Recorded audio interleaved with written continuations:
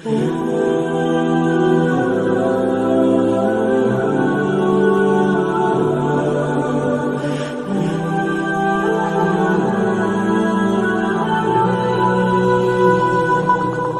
باللہ من الشیطان الرجیم بسم اللہ الرحمن الرحیم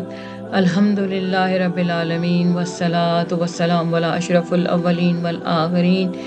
ان اللہ وملائکتہ یصلون علی النبی یا ایھا الذین آمنوا صلوا علیہ وسلموا تسلیما ربی اشرح لی صدری ویسر لی امری واحلل عقدۃ من لسانی یفقہوا قولی رب یسر ولا تعسر وتمم بالخیر۔ السلام علیکم تمام مومن و مومنات۔ جیسا کہ آپ جانتے ہیں کہ معرفت قرآن کے پروگرام میں ہم سورہ توبہ کی تفسیر کا سلسلہ جو ہے وہ جاری ہے، اور آج ہم جس آیت کی تفسیر کریں گے وہ آیت نمبر 26 ہے۔ اور جیسا کہ آپ جانتے ہیں کہ سورہ توبہ کے شروع میں جو ہے، یعنی کہ شروع میں بسم اللہ الرحمن الرحیم اللہ تعالیٰ نے کہیں نازل فرمائی، اور میں جیسا کہ آپ سب کے سامنے ہمیشہ سے کہتی آ رہی ہوں کہ سورہ توبہ ہی اصل میں غدیر کی اساس ہے۔ ثم انزل اللہ سکینتہ علی رسولہ وعلی المؤمنین وانزل جنود لم تروها وعذب الذین کفروا وذلک جزاء الکافرین۔ صدق اللہ۔ یہ قرآن پاک میں پروردگار عالم اس آیت کے اندر بیان فرما رہے ہیں کہ اللہ نے اپنی تسکین اپنے رسول اور مومنین پر نازل کی، اور ایسے لشکر اتارے جن کو تم نے کبھی نہ دیکھا تھا، اور کافروں کو عذاب دیا، اور کافروں کی سزا بھی یہی ہے۔ تو دیکھیے، ہم پچھلے اپنے اس میں بات کر چکے ہیں پروگرامز میں، اور پچھلی جو آیتیں گزر چکی ہیں ان میں ہم نے دیکھا تھا مواطن کثیر کی بات ہو رہی تھی کہ اللہ نے جو ہے وہ کثیر مدد فرمائی ہے، اور وہ کثیر تھی 80۔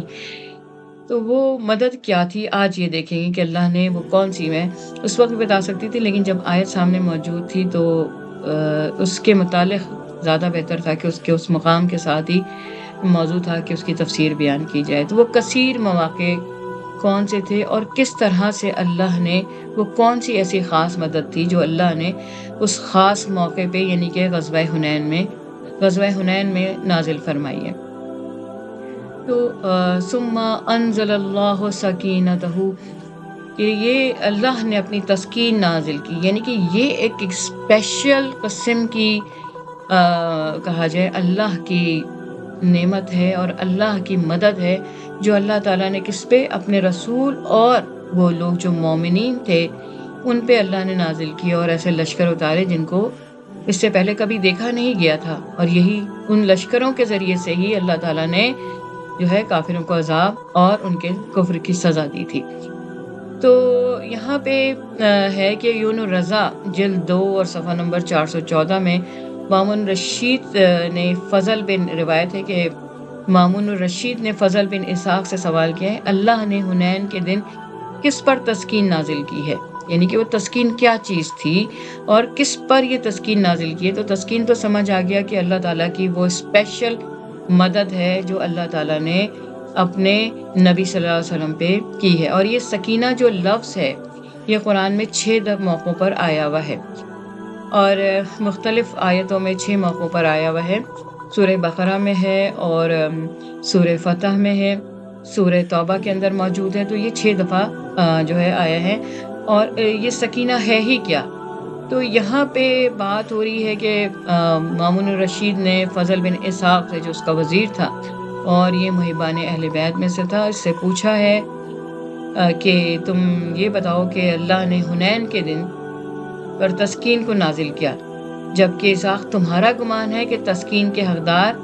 جو ہے وہ حضرت ابو بکر ہیں۔ تو یہ آیت اللہ تعالیٰ نے حنین کے دن نازل فرمائی۔ اگر نبی اکرم صلی اللہ علیہ وسلم تسکین سے متعلق تھے تو اللہ تعالیٰ نے حنین پر ان پر تسکین کیوں فرمائی؟ اور اس کے علاوہ آپ کو علم بھی ہے کہ جنگ حنین میں وہ مومن کون تھے جن پر اللہ تعالیٰ نے تسکین نازل فرمائی ہے۔ تو دیکھیے وہ وزیر تھا اور ظاہری بات ہے کہ بادشاہ کے سوچ موڈ کا پتہ نہیں ہوتا ہے، اس لیے یہ ہمیشہ تقیّد سے اس نے کام لیا اور اس نے کہا مجھے نہیں معلوم۔ تو مامون الرشید دیکھیں جانتے یہ لوگ سب ہیں، جانتے سب تھے، لیکن کیا ہے کہ خوف دنیا میں، یعنی کہ خوف لٹ جانے میں کہ ہماری حکومت پہ قبضہ ہو جائے گا اور یہ محمد وآل محمد جو ہیں یہ قبضہ کر لیں گے، تو یہ ان کے دل میں خوف تھا، جبکہ وہ تو ہر حکومت کے مالک رہے ہیں اور ہیں۔ تو اسحاق نے کہا مجھے نہیں معلوم، اس نے تقیّد سے کام لیا۔ تو مامون الرشید نے کہا مجھ سے سنو، میں بتاتا ہوں کہ مسلمانوں کو جنگ حنین میں شکست ہوئی اور سب فرار ہو گئے، اور اس ہنگامے کے مرحلے پر بنو ہاشم میں صرف 7 آدمی رسول اللہ صلی اللہ علیہ وآلہ وسلم کے ساتھ رہ گئے۔ دیکھیں میں نے آپ سے بتایا تھا کہ بنو ہاشم کے 7 لوگ جو تھے وہ باقی رہ گئے، اور ایک میں حضرت علی علیہ السلام تھے جو تلوار چلا رہے تھے، دوسرے حضرت عباس جو تھے جنہوں نے حضرت صلی اللہ علیہ وسلم کے جو ہے وہ خچر کی لگام تھامی ہوئی تھی، تیسرے جو تھے وہ ابو سفیان ابن حارث ابن عبد المطلب تھے جنہوں نے دوسرے سمت سے جو ہے وہ رسول اللہ صلی اللہ علیہ وسلم کے جو ہے وہ لگام اس کی خچر کی لگام تھامی ہوئی تھی کہ کہیں آپ کو جو ہے کافر جو ہے وہ زخمی نہ کر دیں، کوئی آپ کو تکلیف نہ پہنچا دیں۔ اور اس کے علاوہ 5 آدمی جو تھے وہ رسول اللہ صلی اللہ علیہ وسلم کو گھیرے میں لیے ہوئے تھے۔ تب اللہ تعالیٰ نے رسول اللہ صلی اللہ علیہ وسلم کو تسکین سے نوازا اور اپنے رسول صلی اللہ علیہ وسلم اور بنی ہاشم کے دیگر 7 افراد پر اپنی تسکین نازل فرمائی۔ یہ مومنین دیکھیں کہ آپ بالکل 7 افراد جو ہیں، جن میں 3 تو یہ لوگ تھے، چوتھی وہ عورت تھی جو کھڑی بھی تھی اور جو رسول اللہ صلی اللہ علیہ وسلم کے پاس سے گزرنے والوں کو کہہ رہی تھی منڈی کاٹو، اور 2-3 اور لوگ تھے جو کہ رسول اللہ صلی اللہ علیہ وسلم کی حفاظت فرما رہے تھے۔ اور انہی لوگوں پر اور خود رسول اللہ صلی اللہ علیہ وسلم موجود تھے، تو 2 اور ایسے لوگ تھے جو کہ سب تعلق رکھتے تھے بنو ہاشم سے، ان سب پر وہ مومنین تھے، اور رسول اللہ صلی اللہ علیہ وسلم سمیت ان سب پر اللہ نے تسکین کو نازل فرمایا۔ یہ مامون الرشید بیان کر رہا ہے۔ دیکھیے ریالٹی جو وہ جانتا ہے وہ وہی بیان کر رہا ہے کہ رسول اللہ صلی اللہ علیہ وسلم پر تسکین جو ہے نازل فرمائی، اور مومنین پر تو وہ 7 مومنین یہ لوگ تھے جن پر اللہ نے اپنی تسکین کو نازل کیا۔ اور تسکین کیا تھی؟ سکینہ۔ تو ہم دیکھیں گے کہ یہ سکینہ ہے ہی کیا چیز ہے، سکینہ کس چیز کے متعلق کہا گیا، یہ کون سی ایسی مدد تھی جو کہ اللہ تعالیٰ نے اسپیشلی غزوہ حنین میں جو ہے ان 7 لوگوں پہ نازل فرمائی، یعنی کہ رسول صلی اللہ علیہ وسلم اور وہ 7 مومنین جو وہاں ان کے ساتھ جو ہے وہ موجود تھے اور جو ان کی مدد کر رہے تھے، جو ان کی حفاظت کر رہے تھے اور جو جنگ بھی لڑ رہے تھے۔ تو اور جس کو جو ہے اصحاب نے وہ جنگ جو ہے وہ ایسے ہی صورتحال پہ کھڑی کر دی تھی کہ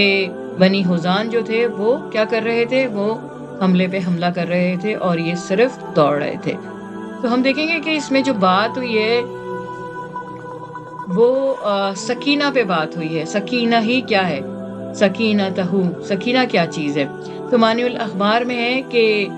امام محمد باقر علیہ السلام سے روایت ہے کہ آپ نے ارشاد فرمایا سکینہ ایمان ہے، یعنی کہ جن کا ایمان ہوگا سکینہ انہی پر نازل ہوگی، تو وہ خود ایک مجسم ایمان ہے۔ اور آپ لوگ تابوت سکینہ کے متعلق بھی سنتے رہے ہیں، تابوت سکینہ کی بھی اسی طرح ہسٹری ہے کہ جو ہے وہ اس سے لوگ مشورہ کرتے تھے۔ آج بھی کہا جاتا ہے کہ وہ بیت المقدس میں جو ہے وہ تابوت سکینہ موجود ہے کہیں پر، یہ ان کا خیال ہے۔ مختلف جگہیں ملتی ہیں کہ کہاں کہاں پر تابوت سکینہ ہو سکتا ہے، یہاں تک کہ مسجد سہلہ کے اندر بھی ہے، کہا جاتا ہے کہ تابوت سکینہ موجود ہے، اور تابوت سکینہ میں تمام نبیوں کی کیا چیز ہے، تمام نبیوں کا ترکہ جو وہ چھوڑ کے گئے ہیں، کہ حضرت موسیٰ کا عصا ہے، اور اصل توریت اور زبور انجیل جو ہے اس کے نسخے، قرآن پاک جو حضرت علی نے اپنے ہاتھوں سے لکھا تھا وہ سب جو ہے اس تابوت میں ہیں۔ اور پھر جو ہے اس میں جو ہے حضرت ابراہیم کی نالین ہیں، ان کے جو لباس تھے وہ ہیں، یہ تمام چیزیں، اور یہ کہ جو تصاویر تھیں انبیاؤں کی وہ بھی اس میں موجود ہیں، اور جو جو ترکہ وہ چھوڑ کے گئے تھے تمام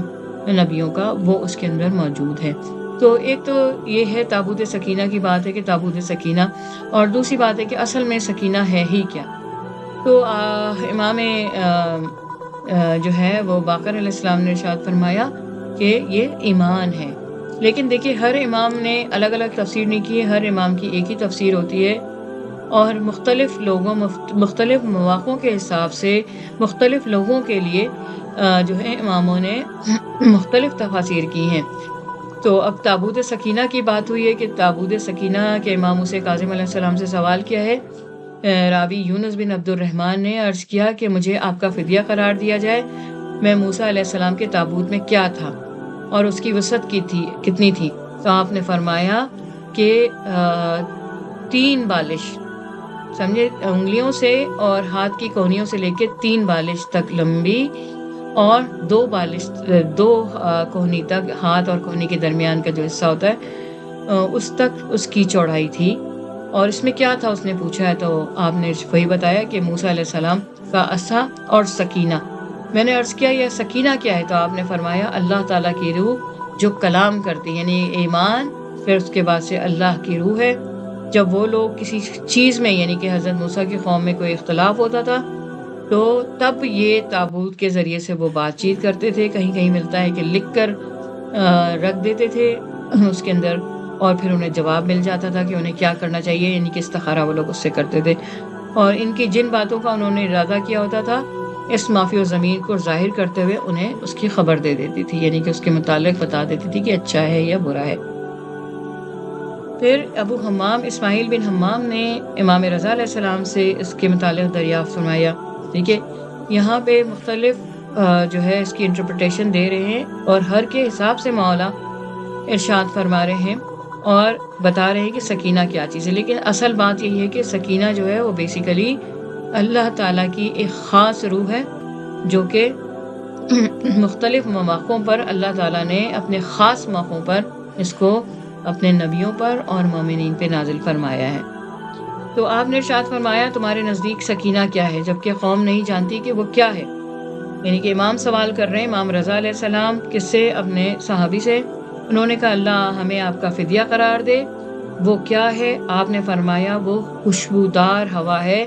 جو جنت سے نکلتی ہے، اس کی صورت انسان کی صورت کی مانند ہوتی ہے، وہ نبیوں کے ساتھ ہوتی ہے، اور یہ وہی ہے جو ابراہیم علیہ السلام پہ نازل ہوئی تھی جب آپ کعبہ تیار کر رہے تھے۔ اس نے رہنمائی کی اور آپ کو بتایا کہ اس کی، کیونکہ وہ پورا کعبہ ڈھہ چکا تھا اور اس کی بنیادیں جو تھیں وہ بھی چھپ چکی تھیں، زیر زمین ہو گئی تھیں، تو حضرت ابراہیم علیہ السلام اسے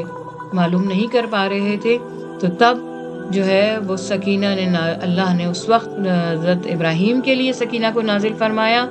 اور بتایا کہ یہاں سے یہاں تک، یہاں سے یہاں تک اور یہاں سے یہاں تک خانہ کعبہ کی جو ہے وہ بنیادیں ہیں، اور اس کے بعد حضرت ابراہیم علیہ السلام نے بنیادیں تلاش کر کے اس کے ساتھ جو ہے خانہ کعبہ کی دوبارہ تعمیر کی ہے۔